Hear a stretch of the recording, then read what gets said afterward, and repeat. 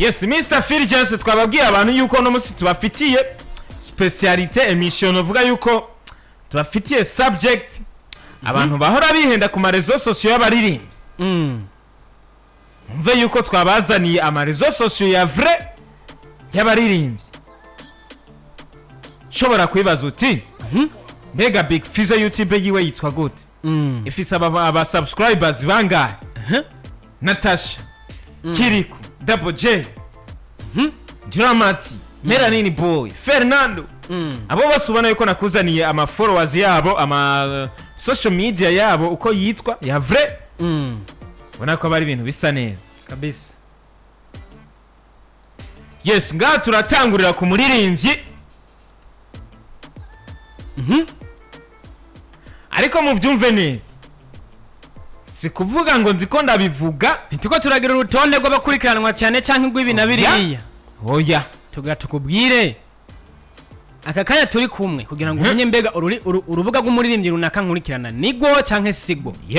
Ufatiye muri aka kanya turiko uraza kugenda umenya ubwire ko nawe uraba kugira ngo ucuhindura ufollowinge wanyawe kuko hari gihe ushobora gusanga uwo followinga atari gwa rubuga gwanaka. Hariya Mr. Fulgence jenda ndasoma umuririmbyi ucundabira urubuga rwa Facebook. No.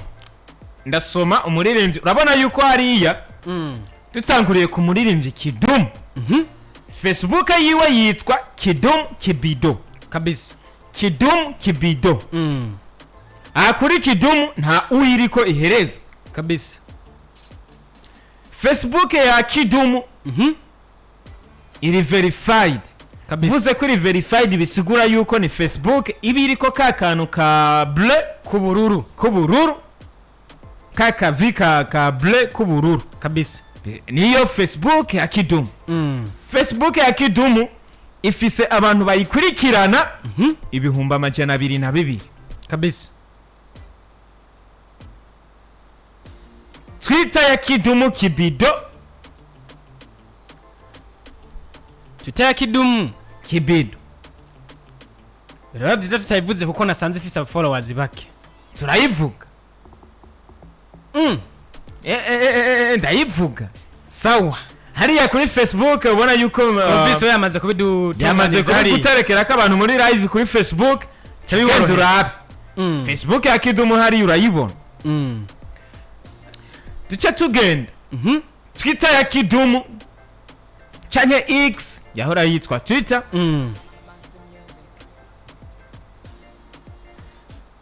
Yitwa Kidum Kibido nyene. Hararenga ko igiharuro gatatu. Igiharuro gatatu. Ni Twitter ifise aba followers 20. Abantu 20 kabisa.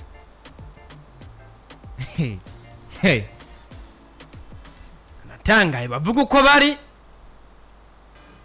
Ni Kidum Kibido gacurenza kigiharuro rimwe. Kimubona hari afollowinga abantu 52 nawe mufollowinga ni 20. Hani kuri X murashaka kuba mubona izindi ariko izindi mubona hari izo novuga yuko yagize ya atazakoresha. Hari abantu babandi itabangushi nabo ushobora gusanga bariketse mukiza. Kibandane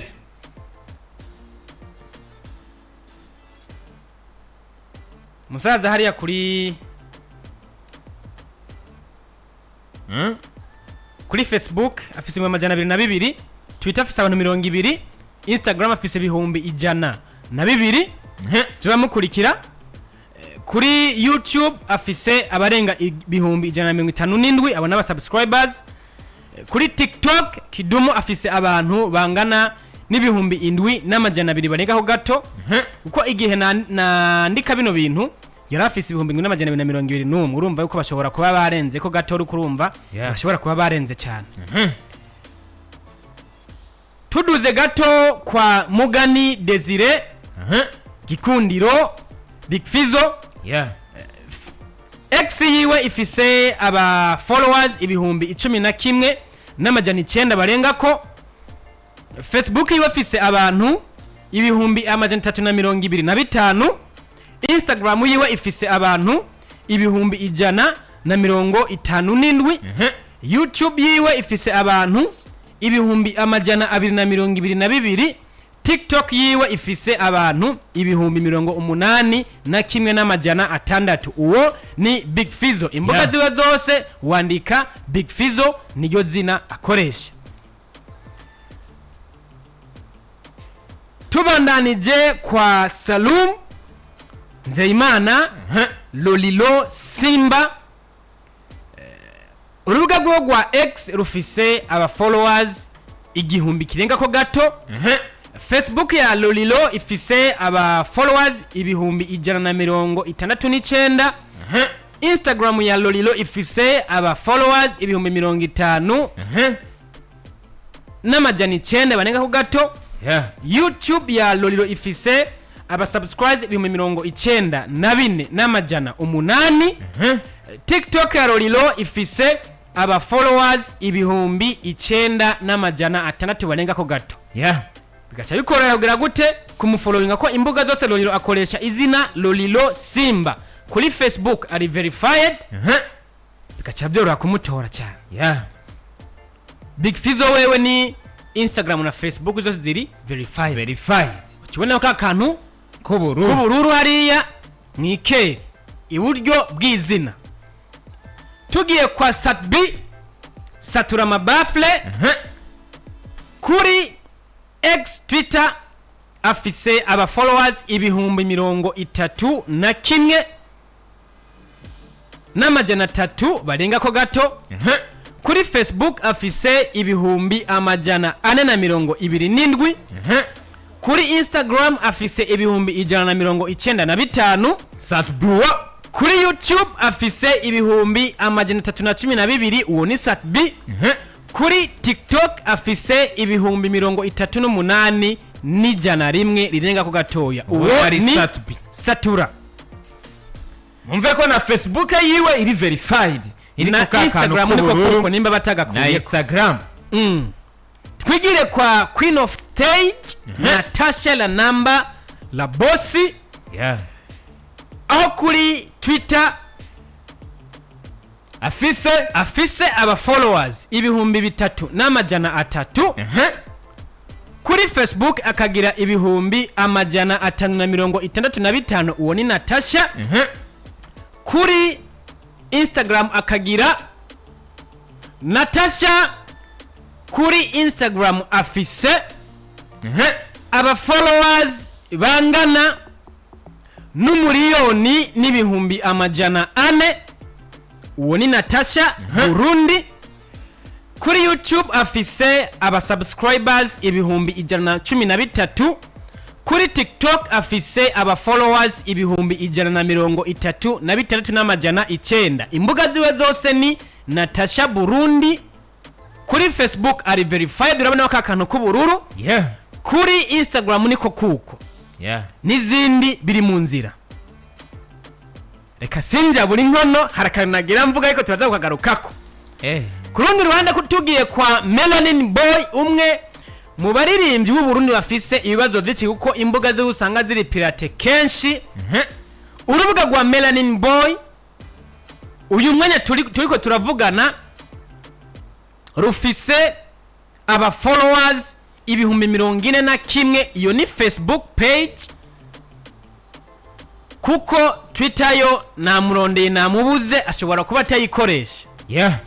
Instagram ya Melanin Boy ifise aba followers ibihumbi 22 n'amajana 3. YouTube ya Melanin Boy ifise aba subscribers ibihumbi 137. Ifoto mubona kuri Facebook niyo iri ku mbuga zimwe za Melanin Boy nka Facebook. Kuri TikTok Melanin Boy afise aba followers ibihumbi 22 n'ijana. Asante. Mugenzi wa hariya kuva muri We Love Muzika ya kera ndavuga DJ Fernando Mr. Aye. Iryo zina niryakoresha kuri TikTok, kuri YouTube cyane. Fernando kuri Twitter namubuza ashobora kuba tabaho ariko kuri Facebook DJ Fernando hararenga kakanu ka Mr Aye kari muri entre les parenthèses asa muvyumva neza kuri Facebook DJ Fernando ni DJ Fernando plus 257 muri entre les parenthèses harimo akajambo Mr Aye. Kuri Facebook rero afise aba followers ibihumbi 109. Kuri Instagram DJ Fernando afise ibihumbi 32 n'amajana 3 by'aba followers. Kuri YouTube afise ibihumbi 186 186 by'aba subscribers. Uwo ni DJ Fernando, ariko kuri YouTube yitwa Mr Aye. Kuri TikTok afise aba followers ibihumbi 116. Uwo ni DJ Fernando Mr Aye Papa Bellissima. MB Datagram nkuko ariryo zina akoresha ku mbuga zitandukanye kiretse YouTube akoresha MB Data. Kuri Twitter afise aba followers 20. Kuri Facebook afise aba followers ibihumbi 40. Facebook ya MB Data yitwa MB Datagram. Instagram nayo yitwa MB Datagram, ikaba ifise aba followers ibihumbi 39 n'amajana 7. YouTube ya MB Data ifise aba subscribers ibihumbi 136. TikTok ya MB Data ifise ibihumbi 10 n'amajana 6. Abo n'aba followers bagiye batandukanye bamukurikirana kuri social media ziwe zitandukanye komeje kuzikubwira hano. Tuva kuri MB Data canke MB Datagram tuja kuri Alvin Smith Lavache original canke Alvin Smith Frimeur. Kuri Twitter afise kuri Twitter canke X afise aba followers ibihumbi 5 n'amajana 3. Kuri Facebook yitwa Alvin Smith Frimeur afise ibihumbi 246 by'aba followers. Kuri Instagram Alvin Smith afise ibihumbi 136 by'aba followers. Kuri YouTube Alvin Smith Frimeur afise ibihumbi 151 by'aba subscribers. Kuri TikTok Alvin Smith afise ibihumbi 50 n'amajana 8. Uyo ni Alvin Smith Frimeur canke Lavache original, the CEO wa Lavache Entertainment. Tuva kuri Lavache inka twigira kwa Linoji umvukuri Mr Iganyuma. Kuri Twitter Linoji sinzi ko ariyo Twitter yiwe y'ukuri kuko muzona ronde zose niyo nabonye ifise aba followers 3. Uwo ni Linoji umvukuri Twitter, kandi kubyo nabonye niyo. Kuri Facebook Linoji umvukuri afise aba followers ibihumbi 69. Wumve neza ko Linoji kuri Facebook yitwa Linoji, ariko hando ya Facebook ni Linoji umvukuri. yeah. Instagram Linoji umvukuri ibihumbi 26 by'aba followers. Kuri YouTube akagira aba subscribers ibihumbi 116. Kuri TikTok ni Linoji umvukuri, akaba akurikiranwa n'abagera ku bihumbi 39 n'amajana 9. Aho tuva kuri Linoji wo kugerageza iganyuma dusimbira kuri la mwamikazi mwenyewe Monia Fleur wase shugwe y'Imana Monia, ariko ku mbuga zitandukanye hando yiwe ni Monia Fleur. Hari aho usanga hariko 257 n'inzu usanga atakariko, ariko kugira ngo byorohe ibi bitigiri baza kugufasha kumenya mbega n'uruhe rubuga ndiko ndakurikirana koko. Monia Fleur kuri X Twitter afise igihumbi n'amajana 3 banega ho gato by'aba followers. Akagira kuri Facebook aba followers ibihumbi 83. yeah. Kuri Instagram akagira aba followers ibihumbi 193. Kuri YouTube akagira aba subscribers ibihumbi 112. Kuri TikTok akagira aba followers ibihumbi 190 n'amajana 7 uwo ni Monia Fleur.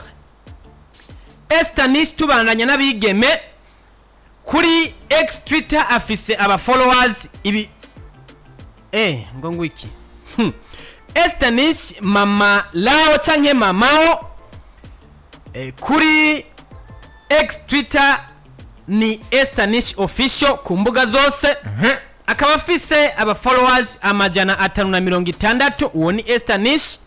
Kuri Facebook afise aba followers ibihumbi 36. Kuri Instagram afise aba followers ibihumbi 29 n'amajana 2. Kuri YouTube afise aba subscribers ibihumbi 43 n'amajana 8. Kuri TikTok akagira aba followers ibihumbi 10 n'amajana 4. Imbuga ziwe zose ni Esther Nish official. Dusimbira kwa engineer mwenyewe Emery San the engineer umupware yakonga tayihariya. Twitter yiwe ishobora kuba tayibaho kuko nasimbiye kuri X ndasearchinga ibishoboka ndabura Emery San engineer, ariko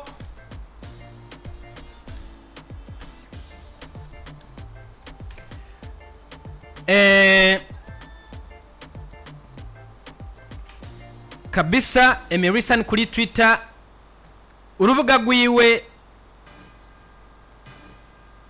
bigaragara ko rutari kuboneka vyoroshe, ariko reka Twitter tuyihoze duje kuri Facebook. Emery San Facebook page yiwe ni engineer Emery San, iri engineer ryanditse mu mfunyapfunyo canke rirahinye niko no bivuga ni ER hanyuma Emery San, iyo ER ihagarariye engineer. Ababizi bacha babitahura ubona kuri Facebook engineer Emery San afise aba followers ibihumbi 7 n'amajana 4. Iyo niyo official page canke official Facebook page ya Emery San. Instagram ya Emery San ni engineer Emery San ifise aba followers ibihumbi 46. YouTube ya Emery San ifise aba subscribers ibihumbi 48 n'amajana 9. TikTok ya Emery San ifise aba followers igihumbi n'amajana 9. Akakaya tuvuganye bashobora kugira iki gusimbira ku mbuga zaba turiko turakubwira ugacubona neza ko uwo followinga ari we canke utoba warihenze ukajana n'abanguki nkuko umusaza Patrick Mukuru Kidumu hari akunda kubivuga. Tuva kwa Emery San dusimbira kwa Karimunda Rich Florent niko yitwa haja Karimunda Araflo Rich Flow The Rich Flow guy hariya kuri Twitter nawe dusa nabamubuze ashobora kuba tabayo.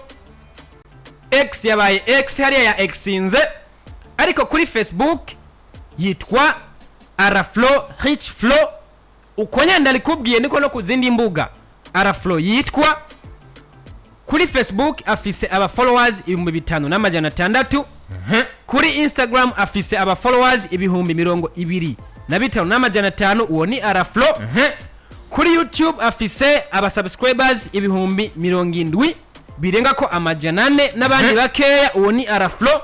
Kuri TikTok afise ibihumbi 61 n'amajana 4. Tuva kubasore tumananya n'abigeme tuja kwa Kelina.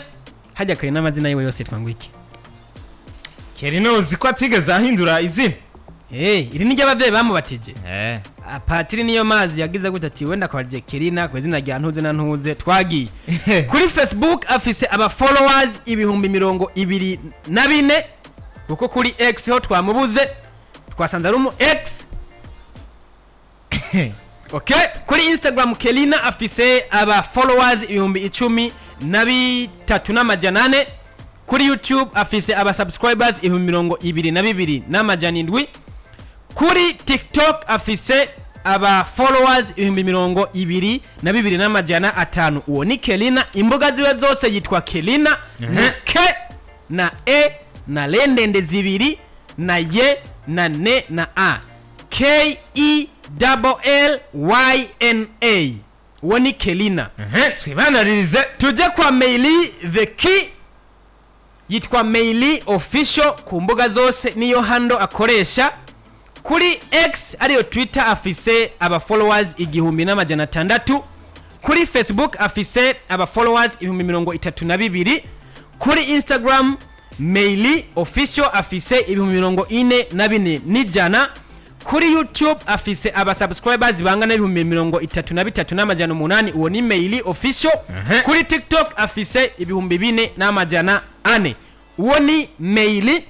Tuva kuri Meili dusimbira kwa Mo Kenzi, Mona Walda Kaneza, imbuga ziwe ni Mo Kenzi, aho kuri X Twitter afise 13,700, kuri Facebook akagira 104,000 by'aba followers, kuri Instagram akagira 95,500, kuri YouTube akagira 64,500, kuri TikTok akagira 64,300. uwo ni Mo Kenzi. Ku mbuga ziwe zose ushobora kwandika Mo Kenzi cyangwa ukandika Mona Walda, kuko kenshi niryo zina rikuru riza rihagara, ariko handle ni Mo Kenzi official, ugaca umubona neza bikoroheye. nuko bimeze. Tujya kwa mukali wa live Vishulove mwenyewe. Vishulove kuri Twitter Vishulove nagerageje gusearchinga nsanga koko niyo official. Twitter account akoresha canke X account akoresha ifise aba followers 14. asante sana. Kuri Facebook Vishulove afise aba followers 23,000. Kuri Instagram Vishulove afise aba followers 30,200. Kuri YouTube Vishulove afise aba subscribers 49,900. Kuri TikTok Vishulove afise aba followers barenga gato 1,000. Aho ubona ko tuva kwa Vishulove twigira kwa Wakayanza mwenyewe, Doctor of Love niwe wundi kuri Twitter canke X account yiwe yabuze, ndavuga D1 official canke D1257, aho ni kuri Facebook. Kuri Instagram ni D1 official no kuzindi. Facebook ya D1 ubu tuvugana iri kuba followers 108. Kuri Instagram ubu tuvugana afise aba followers 35,100, uwo ni D1. Kuri TikTok ubu tuvugana afise 51,000 by'aba followers. Tuva kwa D1 dusimbira kwa Bad Boy Killer mwenyewe, Double J once again, niryo zina ushobora kwandika ku mbuga zose uzi zikora canke dukoresha hano mu Burundi. Ndavuga na cyane zino zitanu tumenyereye, hariho X, hariho Facebook, hariho Instagram, hariho YouTube, hariho na TikTok. Nizo abarundi bamenyereye cyane. Double J once again kuri X canke Twitter, iyo account ntayo nashoboye kugira iki kuba mbona. Ubona ko Double J ubwiwe ku rubuga rwa Facebook afise aba followers 172,000 aka kanya tuvugana. Kuri Instagram Double J akaba afise aba followers 113. YouTube akaba afise aba subscribers bangana n'ibihumbi bingahe hariya. Kuri YouTube navuga Double J the Bad Boy Killer, ubu tuvugana afise aba subscribers bangana 183 by'aba subscribers, mu gihe kuri TikTok Bad Boy Killer canke Double J once again afise aba followers ibihumbi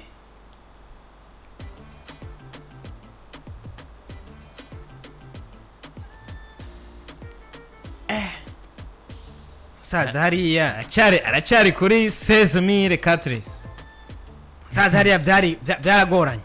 Double J once again afise aba followers ibihumbi 16 n'amajana 4.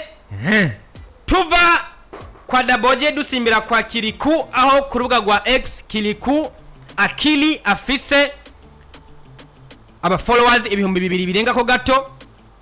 Kuri Facebook akagira ibihumbi amajana 212, kuri Instagram akagira ibihumbi 93 n'amajana 5, kuri YouTube akagira aba subscribers ibihumbi 182. Uwo ni Kiriku.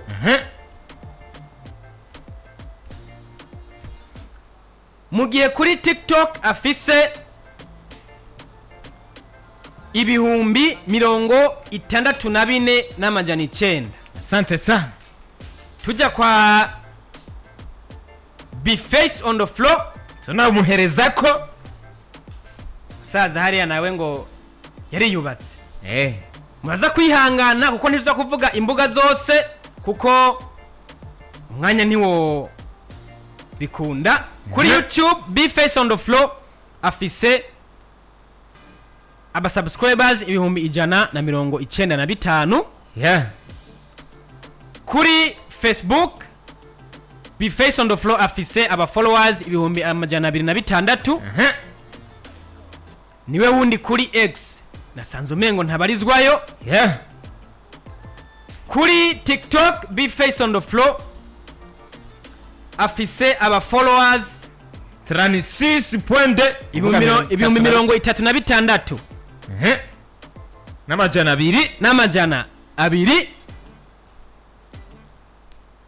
2. Natwagereza hasika Instagram Be Face afise ibihumbi 95 n'amajana 6. Asante sana. Mbuga ziwe zose ni Be Face on the Floor canke Be Face official, aho ni kuri Instagram. Hasigaye mugende mu following. Kuri Instagram Be Face ni Be Face 257, cyangwa kandika Be Face on the Floor bica bikorohera. Wifashije aba followers tukubwiye muri kano kanya na liste twaguhaye, urashobora kwiyumvira ati mbega none ko mwagiye ngaho mukavuga ibintu bihagaze gute.